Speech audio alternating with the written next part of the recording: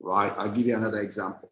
So I made that decision. I started buying farmland. I didn't go to the farmland till months after, right? Because I got back sick in April, I guess. It was April, May, I got back sick. I stayed a while, tried to get myself together to go there. When I went to the farmland, I didn't necessarily like what I saw, right? In terms of that, it was pretty far inside. Yes, I have a lot of land.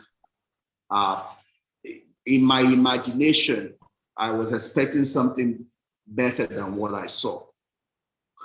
But then I had to then believe God that this is what I have right now. There's no use crying over spilled milk.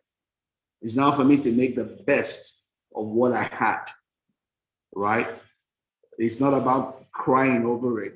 I made the decision I could make at that point in time. Yes, I learned something from making that decision. If I have to do it differently, I would make a better decision. But this is where I have right now. It's now for me to make the best of what I had at that point in time, rather than crying over spilled milk. Do you understand that? What someone other person would do then would be start crying. Oh, everything is terrible me. Oh, blah, blah, blah, blah, blah, blah, blah. All right. There are two sides to the story. I am looking at it and saying that, oh, this is a bad decision. But there are a lot of things I don't know. That might be that it's a good decision, but I don't know them, so I can't say that it's a good decision. But this is what I know is making me feel bad. So I'm trusting God that I can make the best of what I have, right? Because sometimes we miss opportunities because we're so carried away by what we see at that point in time, which is not the full picture, right? There is a better picture we don't know at that point in time, but we're missing it because all we're doing is focus on the bad, not on the good. And that's what leads into depression. While you're focusing on the things that are not working, whereas there are a lot of things that are working, right? So when in 2008, I sold my house I was building in here in Ikota, I was all focused on the things that were not working, whereas there were a lot of things that were working. Well, I made a decision to sell it and I sold it. Then I realized all the things I'm missing by selling it. So I don't know if you get the analogy I'm trying to put together. Any question on that?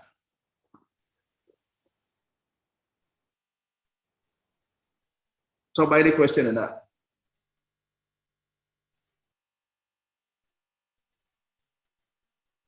Nah. Chidi, any question on that? All right. No, sir. No. Great. Well, so we need to be careful that whatever we do is not guided by fear.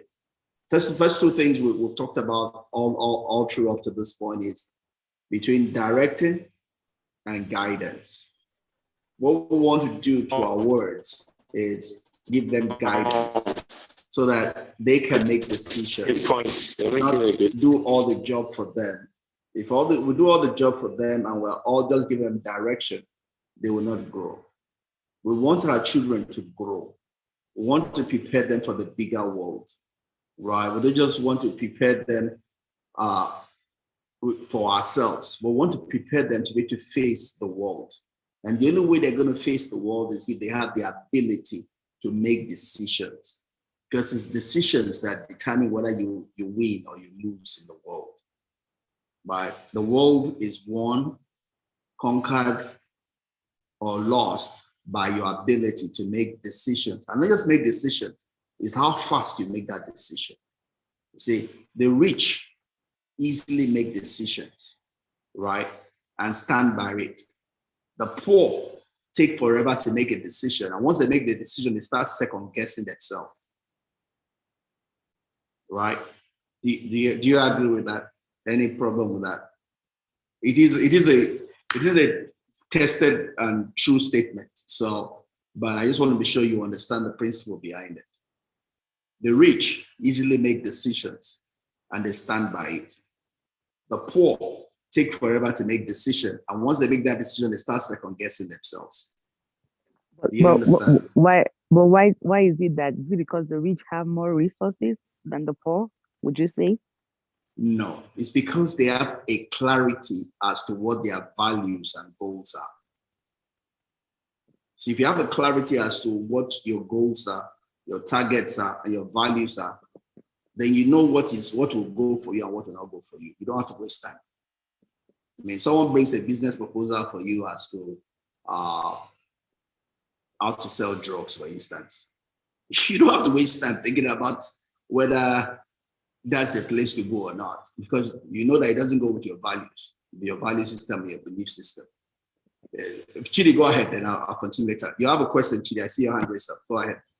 So, I always struggle when I hear that people are rich because I, my prayer is to be wealthy, not rich, in the sense that there's a whole lot of poor rich people, but somebody that is wealthy, has got, I mean, rich, have God's endowed knowledge and knows how to do things. So usually when I hear that word rich, I never pray to be rich. I pray to be wealthy because they're two different things. I've seen a whole lot of, and being poor, when I hear poverty as well, most times has nothing to do with how much you have in your pocket. Because I've also seen a lot of very poor rich people who you can see that they can even kill because of 1 naira. And you're saying this guy is rich. And you see somebody that is wealthy, doesn't have money, and he's ready to give you all that he has got. And that is how, when we try to relate it to the what do we call it? The woman that gave a widow's mite and all that. It tells you somebody that is wealthy. When somebody is wealthy, giving is not a problem. So that's how I see those stuff. Sorry, cutting off. Yeah. So it's a matter of semantics, right? As far as we are concerned here, when I use the word rich here, I'm talking about being wealthy, right? Being wealthy is what I'm really referring to, because if the rich you're talking about is one that money has conquered you. Money is your master. But we're talking about a case where money is your servant. That's what I focus on. Is on money being your servant. So see it as the word being wealthy, right? And the people that are wealthy get there because they have a clarity of purpose, they have a clarity of mind, they know what their values are, they know what will go and what will not go, they have a vision, they have a goal, they have a purpose. So that if you bring something to them that is not in line with all of that that is defined, it's easy for them to know that this is not for me, right? Or this is for me. So it's easy for them to know this goes with my belief system, doesn't go with my belief system, it goes with my purpose, it goes in line with the vision I've set for myself or not. So it's easy for them to make a decision, right? And when they make that decision, they make that decision work. They give it time to bear fruit, right? The poor, because the poor, which is a mindset also. It's not about what you have. A poverty, poor mentality is someone who does not define for himself a vision, a goal, a purpose. He's not even clear on his beliefs, not clear on his value. He doesn't know what doesn't go, because for him is anyhow, we need to make this money. So when you then bring an idea to that person, it takes forever. Will it go? Will it not go? Will it work? Will it not work? Oh, what will happen 2 days time? What if dollar goes up? Oh, what if the stock market crashes? Oh, what if this, that? Oh, blah, blah, blah. It does all of that calculation because it's looking for a place where there'll be no risk at all, right? It's looking for a situation where there'll be no risk. So it's looking at all of those little things, and it takes forever to make that decision. Then finally makes that decision. Once he makes that decision, he just sees that he just watches the news that night, and he says that gold price has gone down. Oh, his whole world crashes again, and he's trying to jump at making that, changing that, right? That person will not go far. That person will not accumulate wealth. Wealth will not come to such a person. Wealth comes to people who can manage wealth, right? And there are people who have a clarity of mind, who have a clarity of purpose, have a clarity of their belief, their value system, right? They are not in it for the short term. They can make short-term losses to get long-term gains, right? I've studied the stock market forever. I know I told you about the stock market, and it's coming at a time which that's cheating now, which is not working. But my study of the stock market is that you don't jump out, right? this is the time to buy, right? Because it's going to come back up until the world ends. The stock market is a cyclic market, right? I've seen it in my adult life. I've seen it over and over and over and over and over again, right? Everything is crashed. Everything is low right now because there's COVID coming out of COVID. There's Russia and Ukraine war. There are all the sanctions. You know, if you have money and it's money you can dispose of, this is the time to buy in the market. This is the buying time because everything is going to go back up. It's something that has not failed, right? But you have to be someone that is long-minded, long-term minded to do that. If you're only looking at the short term, you cannot invest. You are going to be selling your stock right now, and you're going to be losing money if you do that. You know, so those are some of the reasons. Did I answer your question, Anne?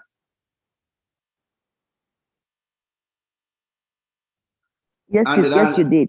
Yes, Oh, you did. great, Yes, great, yes. great, great. That's the reason why.